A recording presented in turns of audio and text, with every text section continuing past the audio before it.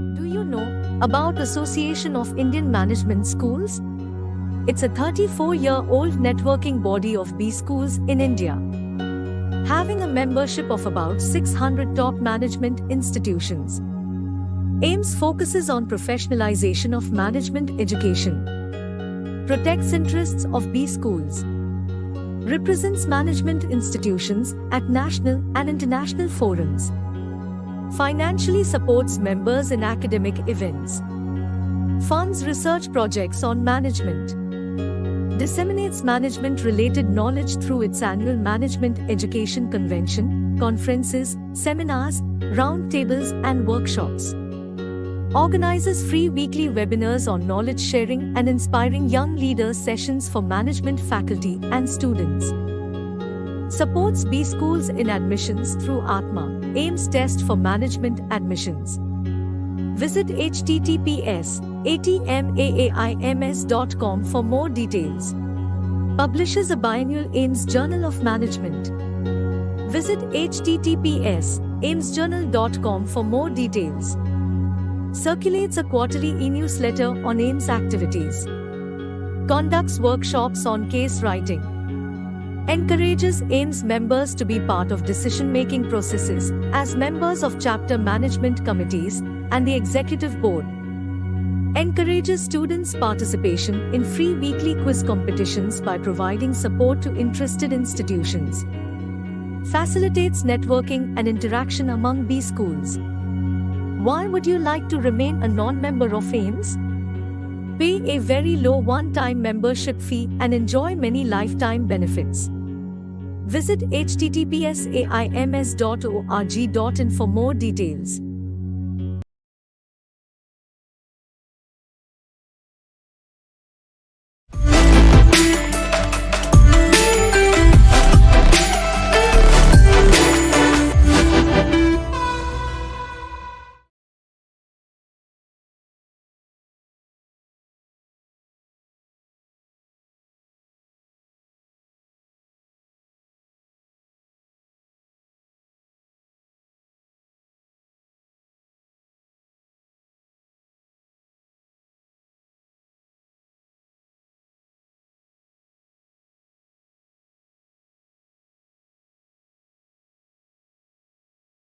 And I welcome on behalf of AIMS to this knowledge sharing series. And the discussion for today as a panel discussion will be on experiential learning and real world applications in management education. Before I move further and I invite my panelists for the discussion and I introduce them, I would request all the participants in the session, please kindly mute yourself. And in the last 15 minutes of the discussion, we will be having question answer sessions. So I will request each of those who want to ask questions, kindly post your questions in the chat box of Zoom link, and that will be shared with us. We will going to ask questions, whatever been posted by you in that particular period of time. Another thing is, if when you're going to in the question answer session, kindly ensure that you are filling up the feedback form and your attendance, because that feedback form will be only posted in that last 15 minutes. And that will give the attendance, and possibly you will get certificates based on that. So please ensure that you're filling up the feedback form in the last 15 minutes. Okay, so welcome you all again on behalf of AIMS for this knowledge sharing series. Let me introduce my two panelists and myself before I start the discussion on that. My first panelist is Dr. Sandip Anand. He's presently Associate Professor of Psychology in University of Allahabad. Prior to joining this place, he was serving in XIMB for almost 16 years in the position of professor, and he was the founder dean for the doctoral program there. And he's presently also associate editor of International Journal of Rural Management, or SAGE Journal. It's been listed in the Scopus. And apart from that, he has been getting grants and awards from various research projects and various assignments across. And he visited for delivering his lectures and sessions in various countries, including France, Spain, China, US, Portugal, Bhutan, Switzerland. In India, apart from University of Allahabad and XIMB, he had taught in the prestigious places like Maika, IIM Ranchi, Shiv Nadar University, Ravan Shah University, and Merit University, among others. And he's already been an examiner for PhD doctoral student for many prestigious institutions, including IIMs and IITs. I welcome you for this present panel discussion, Dr. Sandip Anand. Our next panelist is Dr. Subhasis Ray. Dr. Subhasis Ray is presently a professor in Xavier Institute of Management, Bhubaneswar, under Xavier SIM University. And he offers courses like B2B marketing, sustainable marketing, circular economy. And he had done his MBA from IIM Kolkata and PhD from Osmania University, Hyderabad, and postdoctoral sustainable certification courses from NUS Singapore, Vienna University, Austria, and the World Bank Institute, USA. Presently, he's been the founder chairperson of Center of Business and Society, which is taking care of the activities of leading corporation and research in the area of business sustainability. And he's doing a fabulous job in terms of publication, in terms of cases and research papers in the similar domain of sustainability. He's been teaching the courses of marketing and specific courses on sustainability and the courses on business sustainability in the domain of his Center of Excellence. So he has also visited various places in the context of building up Center of Excellence and took assignment to build up the centers in the domain of sustainability only. Very recently, he also built up a center in the domain of sustainability in Ireland, and he's been handling and he's been publishing many successful, prestigious papers in cases and in very prestigious journals and articles in various newspapers also. So welcome you, Dr. Subhasis Ray, for this panel discussion. Thank you for coming and welcoming you both for this discussion. Let me move ahead to the discussion because this topic is very interesting. We're talking about experiential learning. And if you look at the past decades of the way the education is being practiced in management education, of late, there's a lot of innovations that's going on in the pedagogical tools and the way the classroom sessions being discussed and post-classroom sessions, the way the concept being taken care into. Now, one of the major concern is how the student can able to cope with the whatever theory is being discussed in the class and how that can map with the practical understanding with the help of simulations and real-time projects and assignments and industrial collaboration. So I will move ahead. I will try to connect with Dr. Sandip to want to understand exactly what do you think is what you have seen today and the trend of experiential learning compared to the traditional learning. How is that shaping up and how is that creating a difference in the way students approach their learning inside and outside the classroom? Thank you, Professor Preshth, for your kind words and good afternoon to you all. Let me begin by congratulating you on taking this highly relevant topic.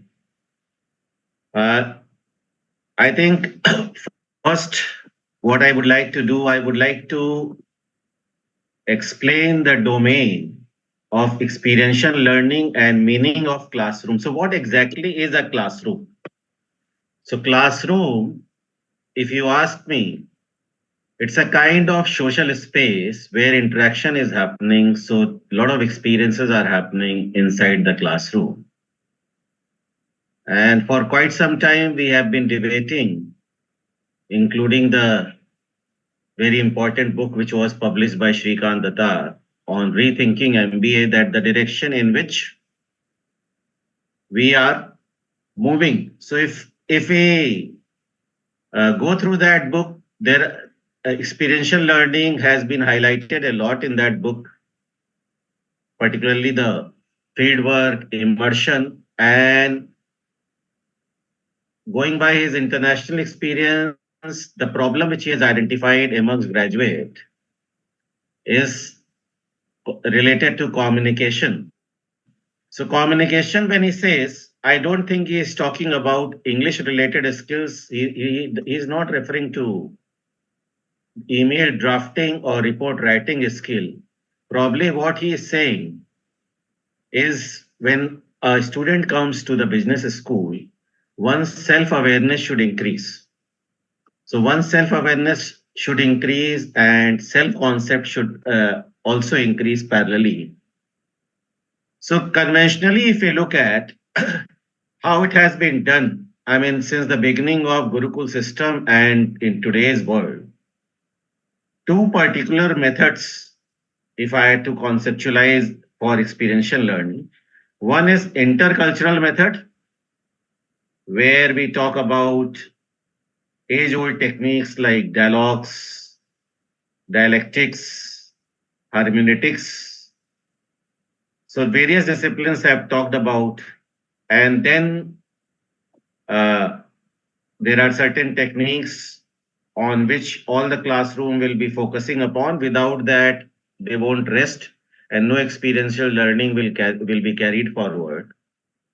Are, for example, understanding self, ability to reflect,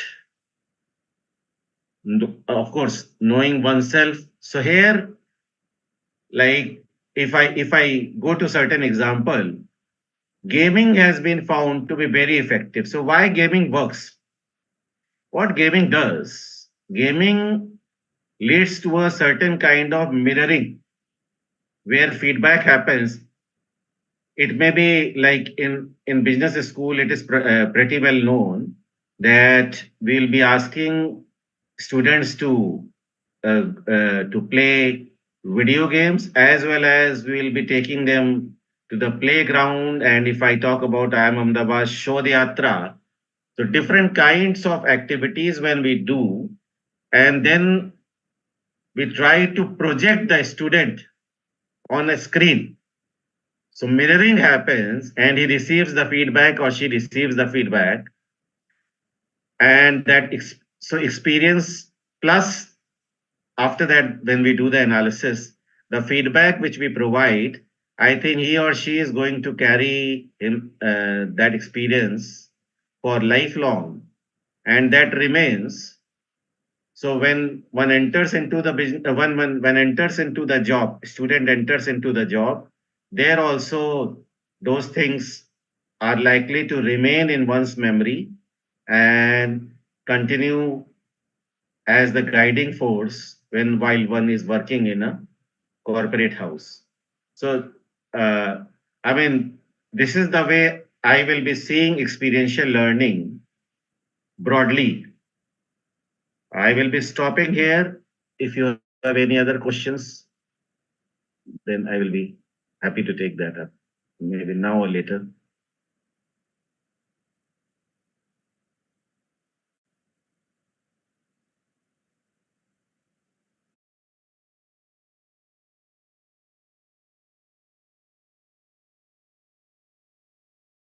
Professor Preshth, you are muted. Okay. Okay. Thank you very much, Dr. Anand, for sharing the kind of approaches which normally been used in experiential learning, which had been quoted in what couple of books. So I want to move forward and discuss this thing. Dr. Subhasis, you talk about these examples, the way experiential learning is being applied in the classrooms beyond. So what do you think, what way these experiential learnings methods will actually been applied and how effectively been applied? Or do we have some successful examples for that sort? And how and what way those helps out our students to build up their skill sets which are make them industry ready? Yes, thank you. I think it's a very good question, and I will sort of take on from where Professor Sandip stopped, that the role of this experiential learning is essentially to immerse you in that environment. So it's sort of an immersive experience. Why do we need to do that? Because this environment is very dynamic. This environment is very volatile. This environment is very ambiguous, the business today.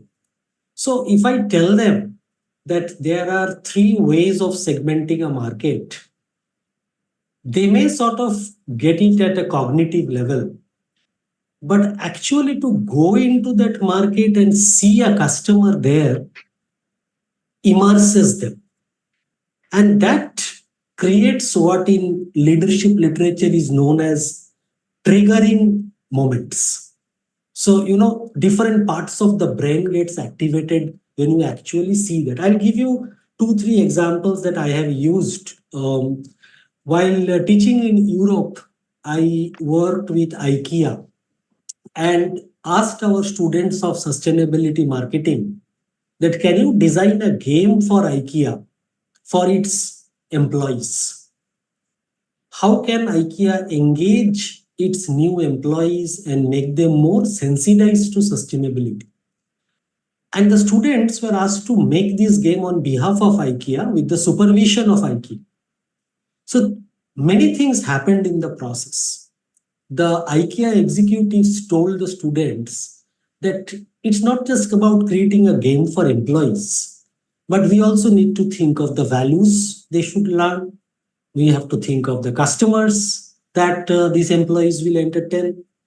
So that was at one level. Second level, the students were now putting themselves in the shoes of an IKEA manager and thinking that if a new employee is coming in, how can I create something that is entertaining and informative? So the question we can ask going back is, can I simply not given them 10 rules of creating training programs? Yes. Would that have worked? Possibly no. The second example, and then I will stop, is I used to teach this course also at XIMB, and part of that was also related to the bottom of the pyramid. And traditionally, I thought I will use Prahlad's article, show them a few videos about Unilever and Shakti Amma, and get into discussion. And that's my one part of me told me that.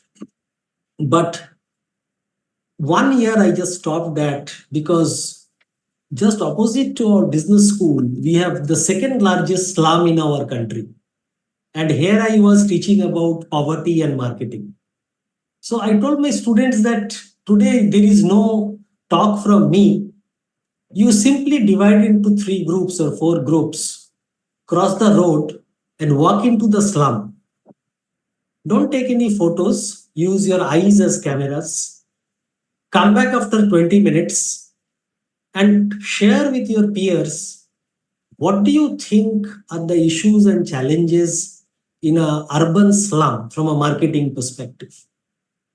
And even today I hear students talking about that experience, because what we often forget is many of our students had never been inside a slum. Yes, they have passed a slum, they have seen a slum, they have never really walked inside. But the moment they walk in, it's that experiential, that immersive experience that starts happening. They can figure out a lot of things themselves if I tell about Prahlad and other things after that walk. So that's, I think, the difference and couple of examples from my teaching. Dr. Subhasis, thank you very much for your thoughtful discussions on this particular aspect. If I can take away from your discussion what you did, is more like a reflective analysis which the students are supposed to bring in from their real life experience, which they're part of the course which they might be taking in, and how they connect those reflective experiences with the concepts which we normally discuss thereafter inside the class. So this is actually one aspect of how the student can develop possibly a skill of observing things, how they connect those aspects with the real life issues with the course discussion. And another thing is, if you look at most of the pattern of pedagogical tools which people have been using for years right now, including IIMs and other reputed institutions in India and abroad, are case-based approach. Now, if you move beyond case-based approach, of late, if you can see that we have been institutions who've been using simulations, capstone projects, say, for example, projects with the help of industrial collaboration. These are of late taken a front seat and taken a lot of load in terms of how the students can build up skill set compared to apart from case teaching. So don't you think that our case teaching is taking a back seat of late, and then more or less industrial interaction is more beyond what is expected, or else it has a proper balance across? Dr. Sandip, I will take it from you first on, and then possibly whatever is taken after from you, Dr. Sandip, Subhasis, to take care of thereafter. Okay. So I will talk about case study. Prior to that, one thing is reflection, and another thing which is very much required when a student is entering into a business school is stereotype. So the stereotype or the schema which one carries about the real world. So for example, Professor Subhasis was saying slum. So if they have not seen slum, they will be saying, I mean, either they are going to have very romantic image if we follow C.K. Prahlad way. And I think somebody has criticized also that don't try to romanticize the poverty. Or they will be seeing as a place where they are going to put themselves as a distance.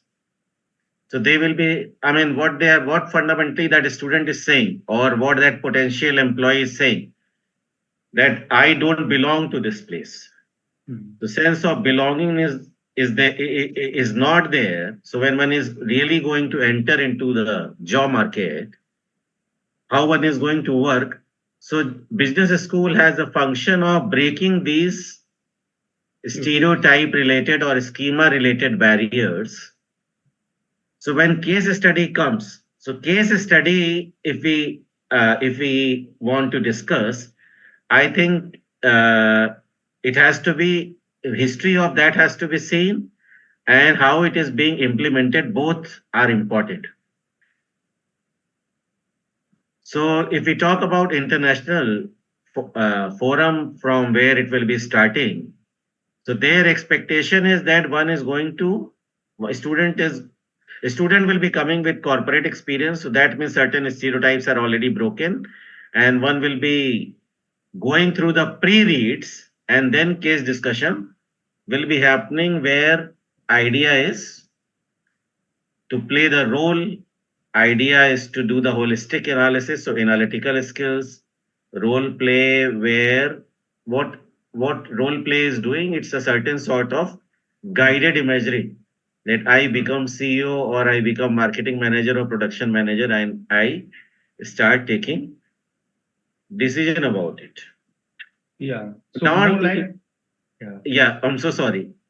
So more like how you involve yourself in that scenario and context, Yes, and how would you place as far as a person specific scenario is concerned. So basically, to talk about in a classroom scenario, how they reflect their thought process, and possibly So build there up are, our yeah, so sorry.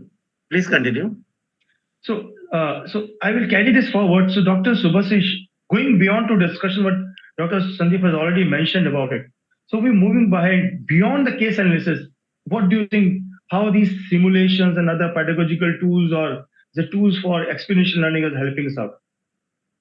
Yeah. So first of all, I think I will answer that question, but let me just step back for a moment and tell you that in India, the scenario is so diverse and so different at different institutions, that although you are talking about moving beyond case studies, only yesterday a doctoral scholar from Delhi University called me up and said that, in my 23 years of education, I have taken so far, nobody talked about the case study method.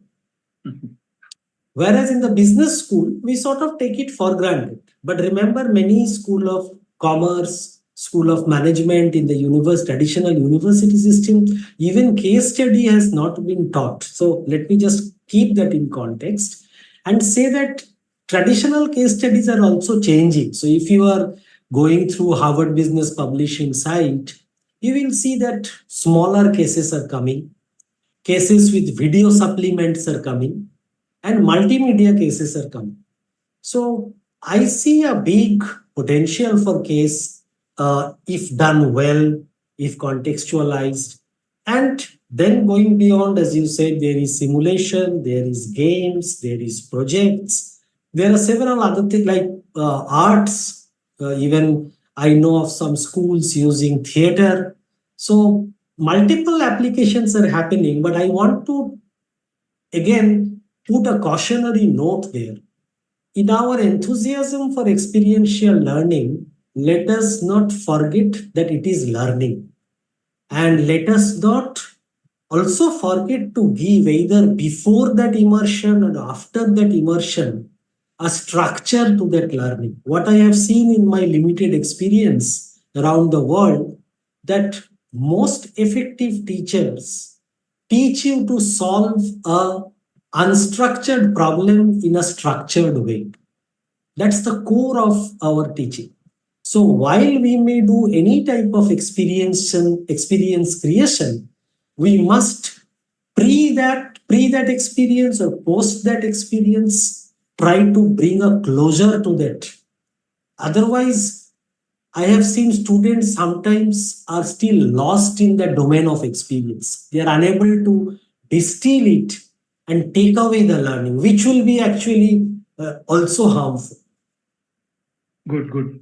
Dr. Subhasis, to take it forward, I would share my experience also, because I'm right now presently a professor and head of Center of Excellence in Retail Analytics in ISBR Business School, Bengaluru. Because we are part of Center of Excellence, I'm putting up a specialized course of retail analytics. What I have experienced also in past couple of years of building up courses like retail analytics and marketing analytics, and furthermore on research methodology, if you do not make students to understand the relevance of case pedagogy, even if you go beyond talking about the application of simulations or industrial usage of project assignments, and then going in the live projects for working on the projects and for a specific topic and mapping up your concept, case pedagogy is one of the most important foundation for students to understand and observe the conceptual domain mapping. What I have seen throughout my years of case teaching and case writing and applying those in classroom sessions is, if students can able to bring out essence from the case analysis and can draw observations from that, possibly those skill sets which they draw as a critical thinking, maybe drawing them to the next level to possibly apply them in a scenario of simulation where they have to draw out scenarios and bring out the outcomes from those scenarios. So in a way, I would say the case analysis is more like a foundation for them to build their critical thinking and their observation skills and move beyond and use those methods. If I move further, I have another dimension of discussion. We're talking about the academics. What do you think? What is the industry role in this? What do you think how corporates can play a role in enhancing the experiential learning in terms of enhancing the skill of students outside the classroom, of course? I can start with Dr. Subhasis this time. Okay, sure. So I think it is a great question. And I still think we are not doing enough in this area. We are a business school, but often we forget that business part of the business school actually are the industries which take our students and who go on to solve the problem. So I think as business school faculty, if I just talk about that, we need to rethink this idea of business problem solving. Now, I'll give you one example. Given my interest in sustainability, now almost every company that are listed in our country are struggling to make something called a business responsibility report or BRSR report. Because so far in the last 75 years, nobody asked them how much of water you are using, how many women you plan to recruit. Because, those were not taught in the schools. Those were not. So this problem ultimately I see is not being answered by the business schools. And effectively it's creating a space for consultants, which may be good or bad. But every business school in its ecosystem has certain businesses. Maybe a small shop, maybe a big factory. But we need to engage with them beyond just placement. The problem with us is that we simply, the moment we think of a company, we think how many students we can place. But that really kills the relationship. It's like, without spending time in dating, you go on proposing on the first day is often a disaster. But believe me, these companies are looking for solution. So more than students, my suggestion is that can we also think of experiential learning for faculty? Faculty can spend a few days to understand the dynamics of a business. And that is one. My second point is something that we all do in business school are the summer internships. But I think 98% of those schools, once the internship ends, forgets about that. But there is a huge wealth of information, insights in those internships, which should be mined, which should be developed, which should be leveraged. Professor Subhasis, before I get back to Dr. Sandip to go further on this discussion, the kind of argument you have just put forward in talking about the contribution of academics and having the interaction with industry, if you look at the model which you have been proposing is more applicable to European and American universities. I don't know how much this is applicable to India and how much industry is ready for that. So one of the things is you also need to understand that our corporate stakeholders are really playing a serious role in and understanding the contribution of academicians in building up those experiential learning as a co-contributors in that. So this is also part of a model which we are bringing in. I'll answer that discussion. So I raise those points because personally, I am now seeing great amount of interest from companies to work on them as a research project. So it is not just a thought, it is happening as I speak. Very good. In fact, I have more requests than I can fulfill. But there is a historical reason behind this change. So if you look at when I went to business school, IIM Calcutta in 1998, then the industry largely were led by non-MBAs because the MBA wave came in India in 1994. So they had very little faith or belief in the business schools. And business schools were simply luring these companies for jobs. But you fast forward 25 years, now many of my students are CEOs. So they know what is a case study. They know what is research. So when I go to them, they're interested. So that historical change also you have to keep in mind. Very good. Dr. Sandip, your take on this?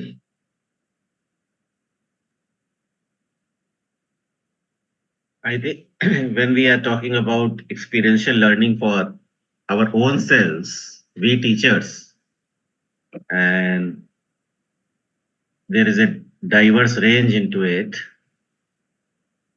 their macro issues also need to be brought in. So right now, if you see, in higher education, a lot of changes are happening, and mandate is there that you have to get certain number, and if you reach that level, then you become university or affiliation with university is required, plus a number of bodies recognizing business schools for quality purpose, accreditation purpose, that has also increased. So what it does the same to us as well, with which we started. That lot of information, uncertainty is there and volatility is there in our own environment. And if we see in India, this has been for many schools, this has been a problem where the linkage with the industry is not very strong. So without that, immersion is not possible. So under CSR budget, like institutions are adopting villages. So time is, for example, for corporates to contemplate seriously where investment can be done in terms of faculty development programs, etc. I think Professor Preshth, you wanted to say, so I will be stopping here. No, it's not, because your connectivity was an issue. Okay. So I thought I was waiting for you to connect back, possibly. So there, to establish this linkage, I think schools like XIMB, they have had very good practices where 80% things will be covered by internal faculty members, 20% from industry. So everywhere we have been creating the interface, the idea of getting closer to the reality. So that always has been very helpful for many institutions where these linkages have been established. These days, when I say these days, I mean for last 10, 15 years at least, various internship opportunities are there where students will be participating. So that is definitely has been definitely of great help. So what some institutions have done, they have incorporated those activities, students' activity in their academic calendar as well. And so we have to understand somewhere that a student has a limited time, and as Professor Subhasis said that he is working under a lot of he or she is working under a lot of pressure, and we as a teacher, we have to provide structure in the unstructured environment of student by facilitating this. So when we incorporate preparatory work, for example, towards the corporate competition, then this not only industry linkages get established, but students also start realizing it little early in their career. So, so for how it can be done, I mean, I'm not sure whether various bodies are already doing.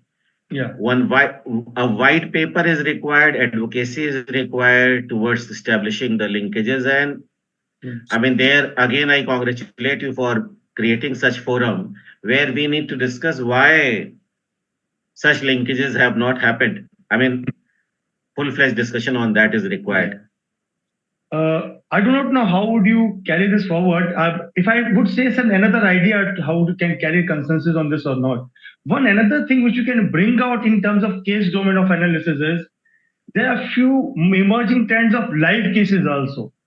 Apart from writing primary based cases, if you can bring in the company fellow inside the classroom and share their own experiences and build up a case out of it and possibly connect the industry and making students understand real time how those industries challenges have been faced by the company and how the company overcome that possibly and then convert case thereafter.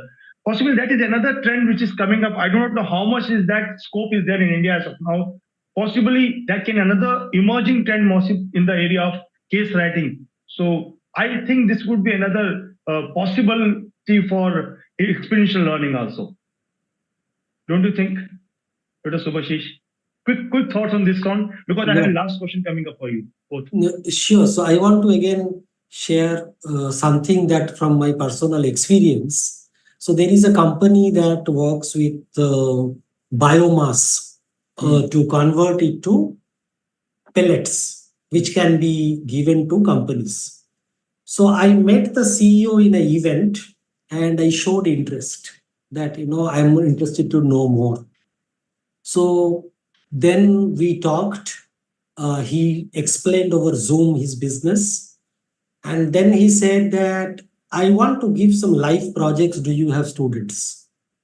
So I went back to my students and asked, there were 10 students who were interested. They did a live project. That is step 1. In the step 2, he said that, are there some students who are interested to do summer internship? So our students got summer internship there. In step 3, he has given us access to his company to do research and case study development. Good. And in step 4, he has come back because of our relationship over the last 5 years to recruit from our campus at a package of 22 lakhs, being a startup. Great. So I am just sharing a model of how you engage with companies across multiple things. Yeah. Inspired by your example. Making sense. Dr. Sandip, your take on this? Yeah, I think mandate is also facilitating this. Everywhere, if you talk about governance, industry academic interface is being emphasized, and all the institutions are being encouraged to go for such MOU. So the point which both of you are making, so on one hand, at the larger level, well, bodies like AIMS can come forward and do advocacy, and at the second level, it is our own responsibility as well where we go over there and take the initiative. And corporations have been welcoming when they have been approached at right moment and meeting their expectations. So they too have certain expectations. Mhm. So we need to understand those expectations, and accordingly it needs to be taken forward. True. So the last discussion, I want to take you to another dimension of the discussion in this issue of experiential learning. What do you think, Professor Subhasis and Professor Sandip, how a management education is then through their programs helping to share experiential learning to make it accessible and inclusive for all students, irrespective of the background and the prior experience?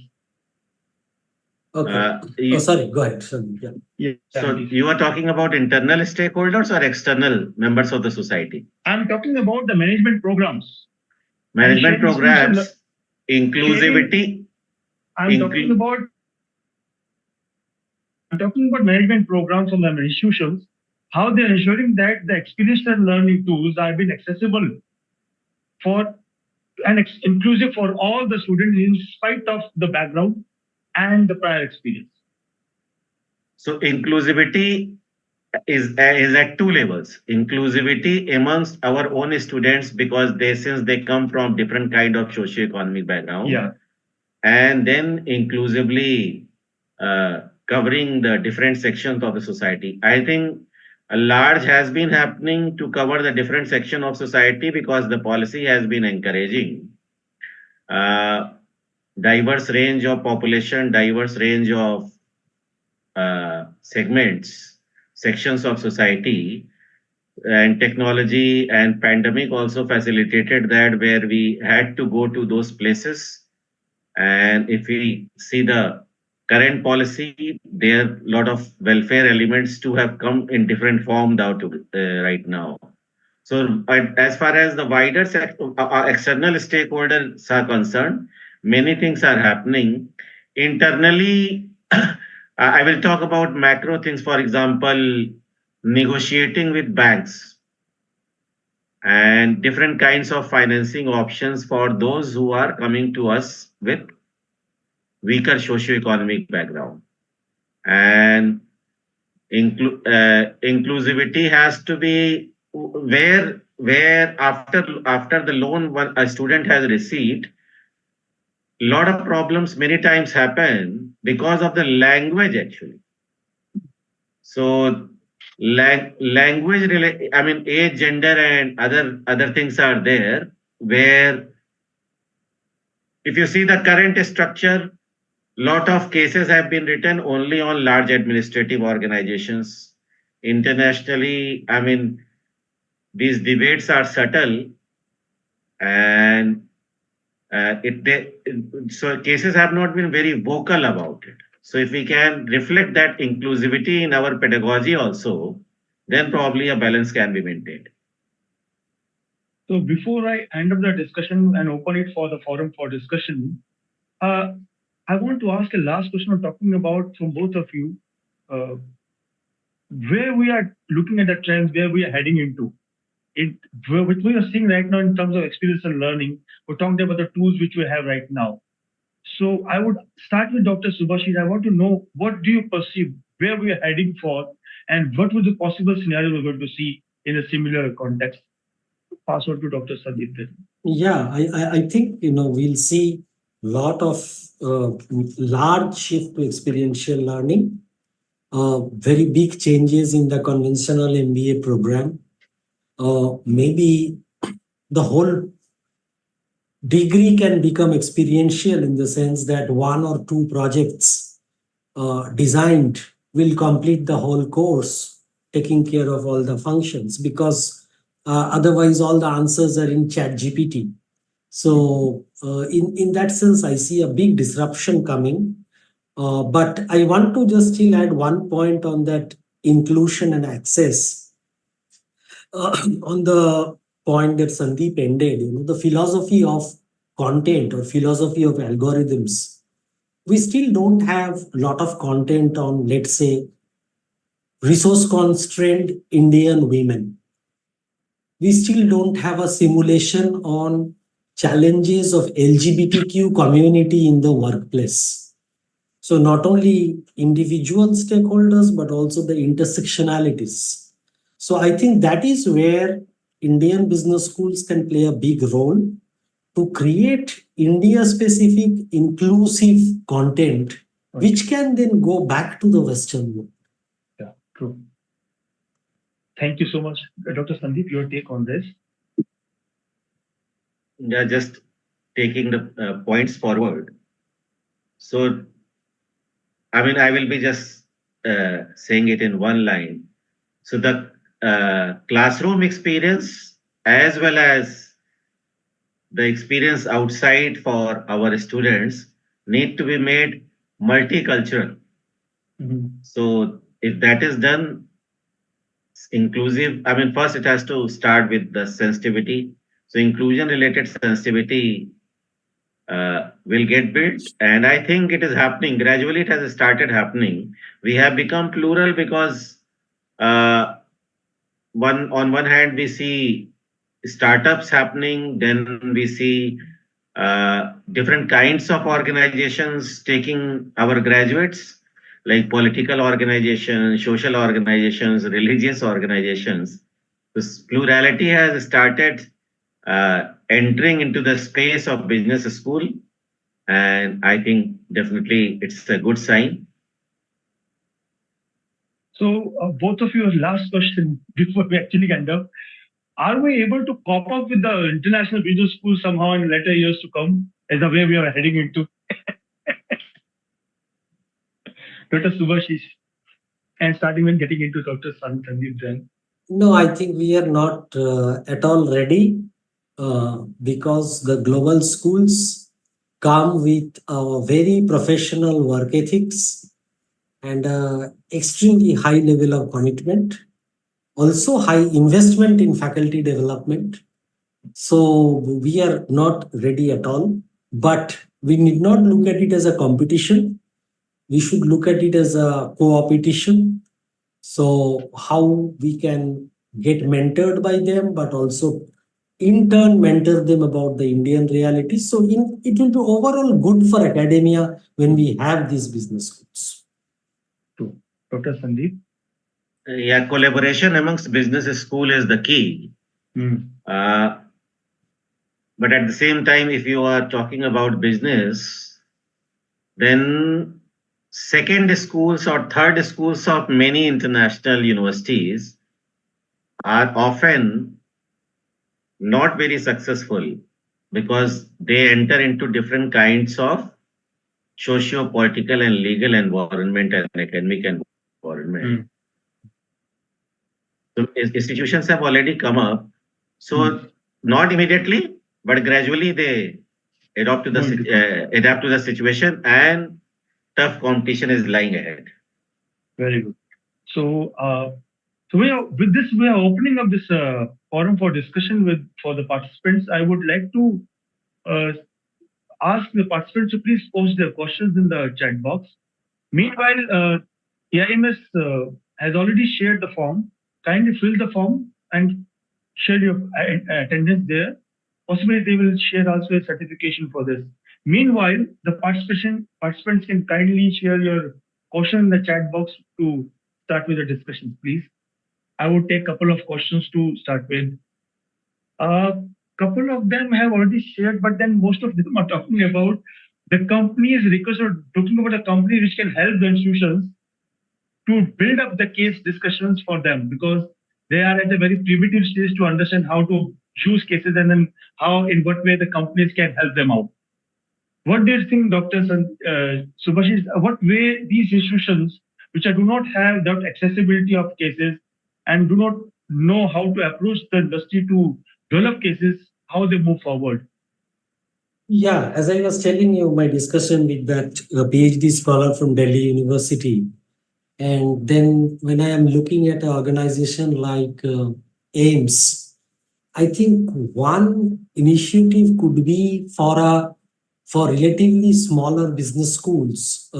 AIMS can take the lead to buy or subscribe to these repositories like Ivy and Harvard, so that faculty members, first of all, know, what a case study looks like and maybe, how to use them. That's number one. Number two, looking at the questions in the chat box, what has worked for me, I can only share that, is actually you need to go and reach out. If we cannot expect the companies to call us and say, please come, we would like you to do a case study. But if you reach out, reaching out is very important. And every institution has some equity in their local economy, some alumni, some brand. So accordingly, they can reach out and discuss.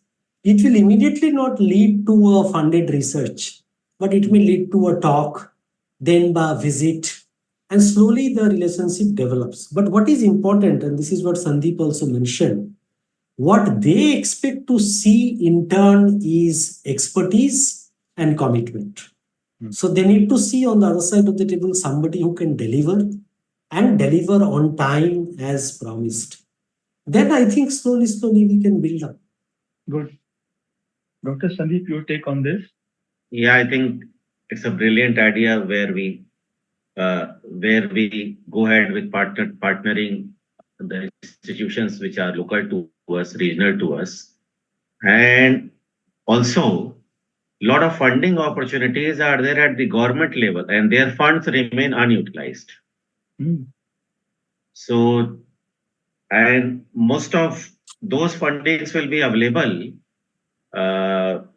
if the issue is social in nature. So application of management, the application, a larger perspective they see, and accordingly evaluation happens. So there, if I am working in a particular area and then if I apply, my chances of getting that is quite high.